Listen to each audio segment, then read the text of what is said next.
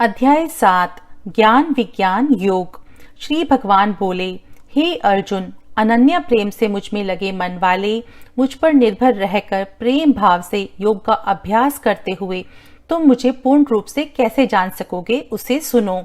मैं तुम्हें ब्रह्म अनुभूति सहित ब्रह्म विद्या ज्ञान प्रदान करूंगा, जिसे जानकर संसार में फिर और कुछ भी जानना शेष नहीं रह जाता।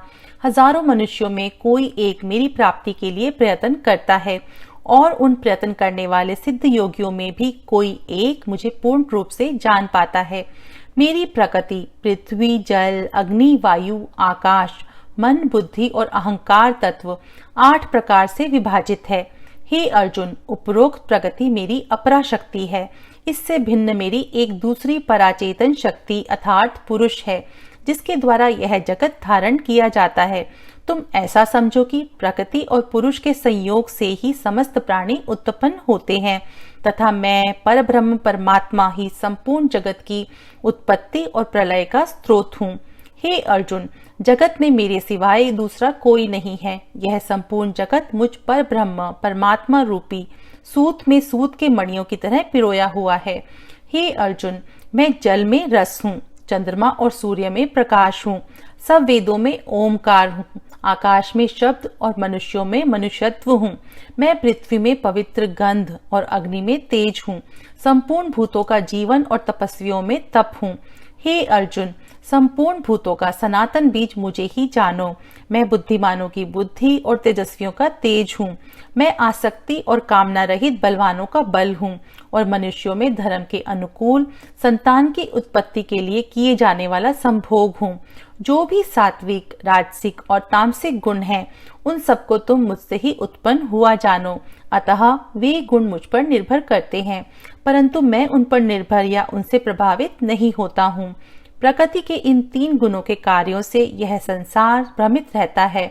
अतः मनुष्य इन गुणों से परे मुझ अविनाशी परमात्मा को नहीं जानता है।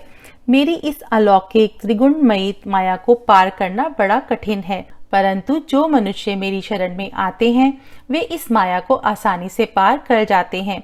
पाप कर्म करने वाले मूर्ख, आसुरी स्वभाव वाले नीच मनुष्य तथा माया के द्वारा हरे हुए ज्ञान वाले मेरी शरण में नहीं आते हैं। हे अर्जुन, 4 प्रकार के उत्तम मनुष्य, दुख से पीड़ित, परमात्मा को जानने की इच्छा वाले जिज्ञासु, धन या किसी इष्टफल की इच्छा वाले तथा ज्ञानी मुझे भजते हैं।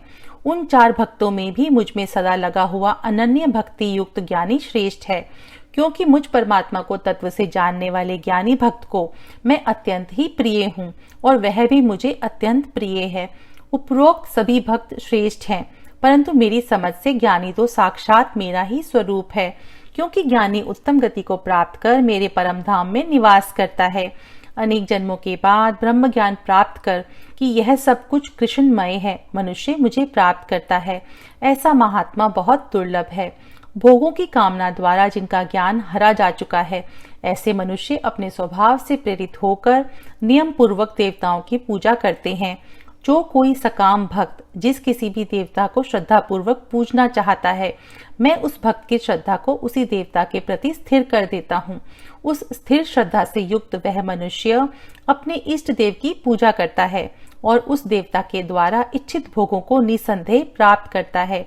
वास्तव में वे इष्ट फल मेरे द्वारा ही दिए जाते हैं, परंतु उन अल्प बुद्धि वाले मनुष्यों को नाशवान देवताओं का दिया हुआ फल भी नाशवान होता है। देवताओं को पूजने वाले देवलोक को प्राप्त करते हैं तथा मेरे भक्त मुझे ही प्राप्त करते हैं। अज्ञानी मनुष्य मुझ परब्रह्म परमात्मा के मन, बुद्धि तथा वाणी से परे परम अविनाशी दिव्य रूप को नहीं जानने और समझने के कारण ऐसा मान लेते हैं कि मैं बिना रूप वाला निराकार हूँ तथा रूप धारण करता हूँ। जो मूढ़ मनुष्य मुझ पर ब्रह्म परमात्मा के जन्म रहित अविनाशी दिव्य रूप को अच्छी तरह नहीं जान तथा समझ पाते हैं, उन सब के सामने अपनी योग माया से छिपा हुआ मैं कभी प्रकट नहीं होता हूँ। हे अर्जुन, मैं भूत, वर्तमान और भविष्य के सब प्राणियों को जानता हूँ, परंतु मुझे कोई नहीं जानता। हे अर्जुन, राग और द्वेष से उत्पन्न सुख दुख आदि विपरीत जोड़ी द्वंद्व द्वारा सभी प्राणी भ्रमित होते हैं, परंतु निष्काम भाव से अच्छे कर्म करने वाले जिन मनुष्यों के सारे पाप नष्ट हो गए हैं, वे राग द्वेष जनित ब्रह्म से मुक्त होकर दृढ़ निश्चय कर मेरी भक्ति करते हैं। जो मेरे शरणागत होकर जन्म और मरण से मुक्ति पाने के लिए प्रयत्न करते हैं, वे उस पर ब्रह्म को, संपूर्ण अध्यात्म को तथा सारे कर्मों को पूर्ण रूप से जान जाते हैं। जो युक्त चित्त वाले मनुष्य अंत समय में भी मुझे ही अधिभूत, अधिदेव और अधियज्ञ रूप से जानते हैं, वे मुझको ही प्राप्त होते हैं। यहाँ 7वां अध्याय समाप्त होता है।